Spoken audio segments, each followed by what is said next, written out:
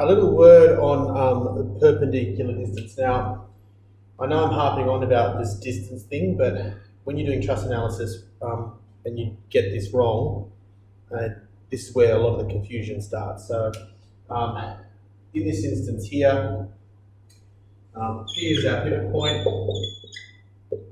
We already know the formula for a moment is force times distance. This is in meters, this is in newtons, okay, and our unit is Newton meters. So we should know all of that. So for this situation here, for our moment, it's going to be pulling up this way, so it's going to be rotating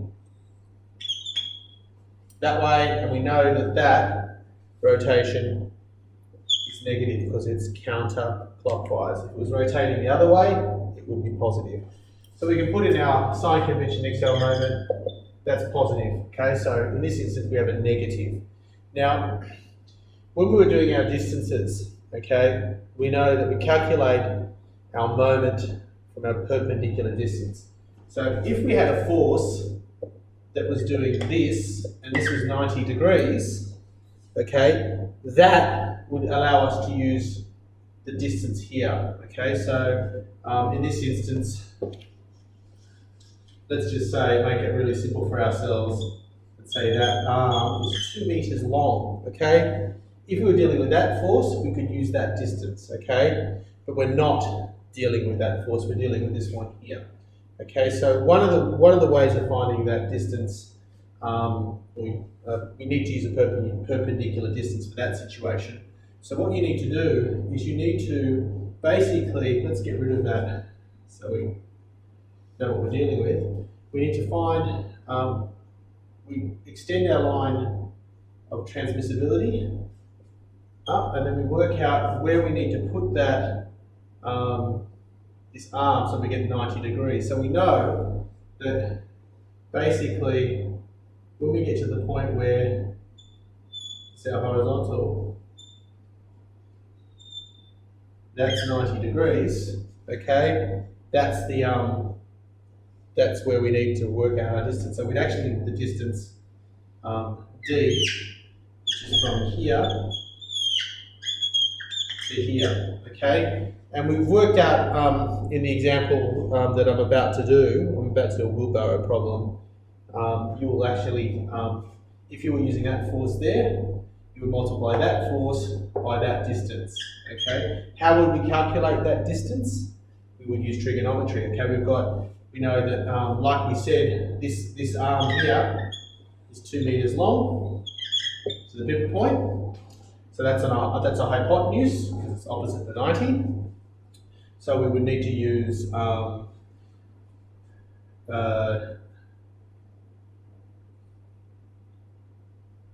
of hypotenuse, TOA. So opposite hypotenuse, sorry.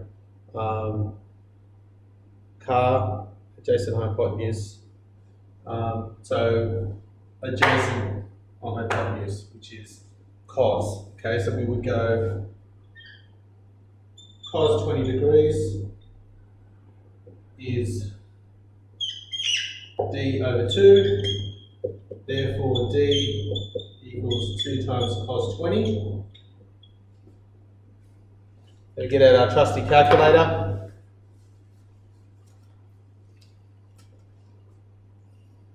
And we go cos 20 times 2 equals approximately 1.9 meters.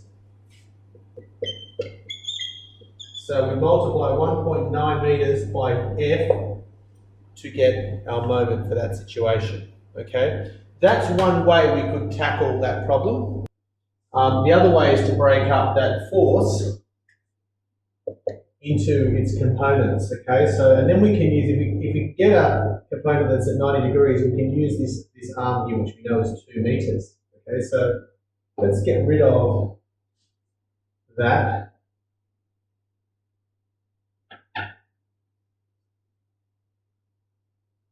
So we know it's at 20 degrees. our arm is, then we're going to do a component of vectors. Okay, so this is something that you're going to need to know. If I wanted to break this up into its components, and let's do it in a different color, just so it makes more sense. We're going to have the vertical component. So we've got the components going straight up. So this time we're going to go this component, which is at 90 degrees to the arm, because if it's 90 degrees to the arm, we can use that distance of 2 meters, because remember it's a perpendicular distance. So when you transmit the force line, it makes 90 degrees to the distance, perpendicular distance. Okay, so as you can see, if I extend my line out this way and this way, we've got 90 degrees here. And then we've also got another component, which is this component here. Okay, so if I wanted to take that breakdown of those components over to the other side of the board, just so we can see it a little bit clearer, we've got our force acting straight up and down, F, and then what we've done is we've got our ramp at 20, so what we've done is we've got another force that's at 90 degrees to the ramp, which is at 20, and then we've got another force, which is the horizontal. We've broken it up into its components. What is the value of these two components is the next question. Well, this one is F cos 20 degrees, and this one is F sine 20 degrees. And that's how you break up that type of vector on an incline, because the actual degrees, the 20 degrees, is sitting in here, 20 degrees. Okay, now you can prove that mathematically. Later on when we do, well, we've already done simple machines. If you've got a ramp, and you've got a mass sitting on the ramp, weight force always acts straight down, so this is weight, okay? We know that the force acting down the plane is weight force times sine, this is theta in here, sine theta, and the force acting straight into the plane at 90 degrees is going to be W cos theta. And we know that W is mg, so you could say mg sine theta acting down the plane, and mg cos theta acting into the plane. So the reaction will be the opposite, okay? Sense, but same value, mg cos theta, mg sine theta acting down the plane. So you can see that this cos theta and sine theta for this situation is exactly the same, okay? The reason why this can become confusing, if you remember that, no problem at all, you'll be able to break down your vector. Where it becomes confusing, for me anyway, is that earlier in the course, so the thing to remember with these situations where you're dealing with an incline, okay, is that if you're dealing with a force straight up, is that this force is going to be always cos theta. So this is F cos theta, and this is sine theta. And that's an incline situation, and this is theta in here. The reason why this confuses sometimes is because in the course before we were dealing with inclined planes and breaking up a vector that's inclined into its components, I always think of the horizontal has to come out here, so it's the same distance, and this one's going straight down. So when we break it up into its components, for some reason I used to always think of this as cos, and this is sine because I relate it to this, okay? But this is not an inclined plane situation, okay? So when you're dealing with an inclined plane like this, okay, you've got to remember the situation that if this is a 20 degrees, this is going to be F cos theta, and this one here is going to be F sine theta. Just got to remember that, okay, for an inclined plane. When you're breaking up an inclined vector like this, okay, you've got to remember that the one going straight down is, this is F force, F sine 20 degrees, the opposite of what you'd expect. The one going across is F cos 20 degrees. That's for an inclined force. And that's why I get this confused with this. Okay, don't get them confused.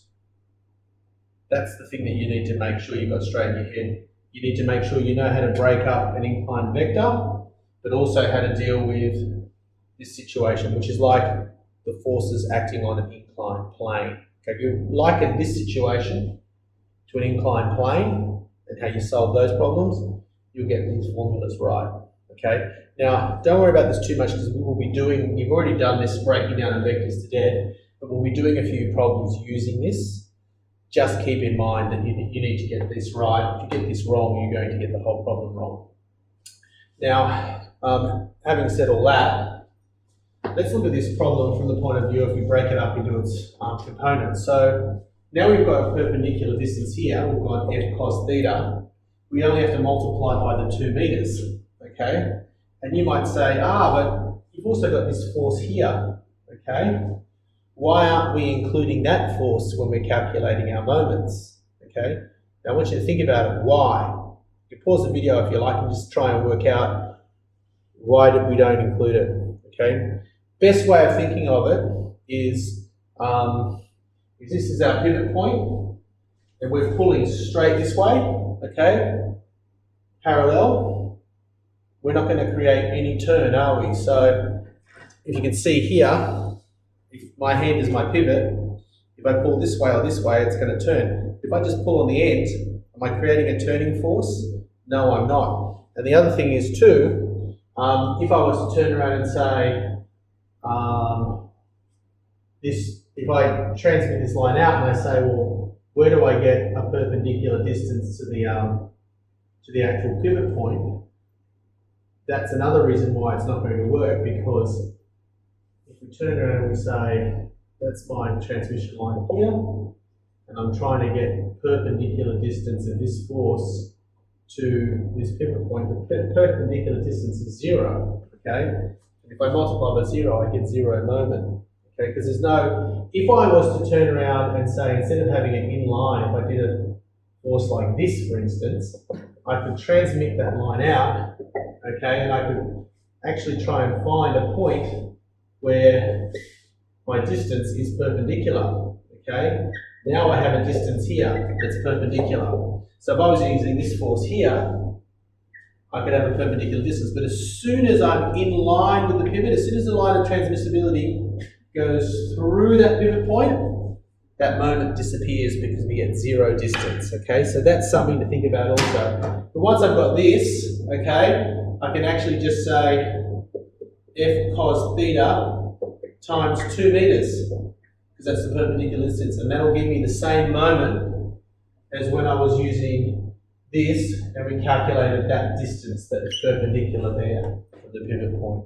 Okay, so you probably want to stop and think about this, but in the next example, we'll go right over this whole concept and do it again, and hopefully it'll start to gel. Okay, folks, we're going to look at the idea of perpendicular distance for moments. Now, we looked at quite a few problems where you've got quite a simple situation. And simple from the point of view of you have a pivot point and you have an arm and you have a force. And you know that the distance, say, is 2 meters and the force is acting straight up at 90 degrees. Now, that's a perpendicular distance. So we can just go for that situation, moment is equal to force times distance, and say if this is 10 newtons and that's 2 meters, you just go moment is equal to 10 by 2, which equals 20 Newton meters, and it's negative 20 Newton meters because it's going to be rotating anti-clockwise. Simple stuff, okay? But for situations like this where your force, this is not at 90 degrees, okay? It's not at 90 degrees. So what are we going to do here? We need to work out a way of working out how to find our perpendicular distance. So we talked about this previously, but I'm going to harp on about it because it's something that's worthwhile getting to know. We extend our line of force, okay, straight up and straight down, using that idea of transmissibility of forces. And then we take our effort arm, and we would know the length of this arm in a question normally. So say it's 2 meters, okay, long, and we rotate it down, okay, until it makes an angle with the force of 90 degrees. So in this case, it will be the horizontal, okay, boom. This distance here is the one that we need, okay, if we're going to work out our moment. So all you need to do in this instance is use trigonometry. So transmit your lines up and down, rotate the arm until you get 90 degrees to the force applied, and that will give you the perpendicular distance. And that is the distance you need to use to calculate your moment. So in this instance, if you had 10 newtons and you knew this was 2 meters long, you would need to calculate what this value is here. And you know that if we know the adjacent side is D and the hypotenuse is 2 meters, you can say cos 20 degrees is equal to adjacent over hypotenuse, which is D over 2. And therefore D is equal to 2 times cos 20. And you would multiply that by the force applied, which is 10 newtons.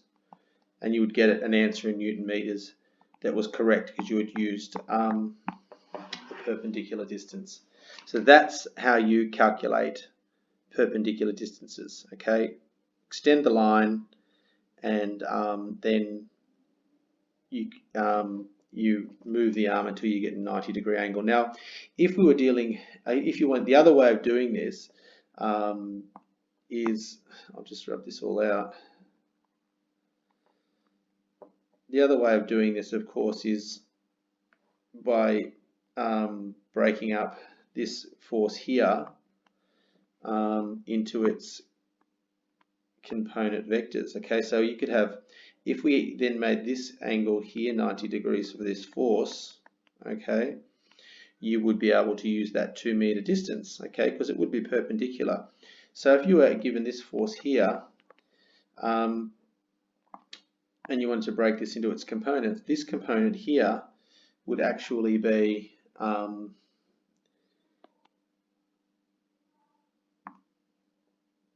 cos 20 times Fe, and the component that's parallel with the actual arm would be sine 20 times Fe.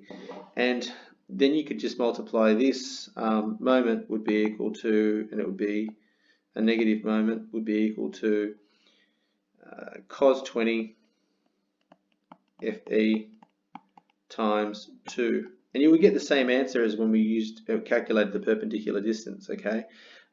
This force here does not create a moment, because if you're pulling on the pivot in this direction, okay, it's not going to cause a turning force because your perpendicular distance is equal to 0.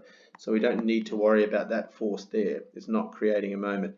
If it was tilted down more, okay, then it would start to create a turning force, because if you extend these lines out from the pivot point, you would say to yourself, well, now I'm going to swing this pivot, this arm this way until it's 90 degrees. So that would be your perpendicular distance for this force, okay? But because the force is acting straight through the pivot, it doesn't create a moment. Anyway, I hope that's starting to clear up that idea of perpendicular distance. In the next video, we'll talk about equilibrium of moments. For this video, what we're going to be looking at is the idea of equilibrium. Okay, now if I was lifting this wheelbarrow, if this force of effort was not being counteracted by anything, the wheelbarrow would start to spin in this direction. Okay, it would turn. And as long as the force was, as long as it was a force of effort that was a distance from the pivot, which is this point here, pivot, the thing would keep turning. Now, equilibrium situations demand that it obviously, when using wheelbarrow, that doesn't happen. So what's happening is your weight force is acting straight down, because weight always acts straight down, and the weight would be 50, which is the mass times gravity. So 50 times 10 equals 500 newtons. So this mass is causing the wheelbarrow to go this way, positive moment. Your lifting is causing the wheelbarrow to go this way, which is a negative moment.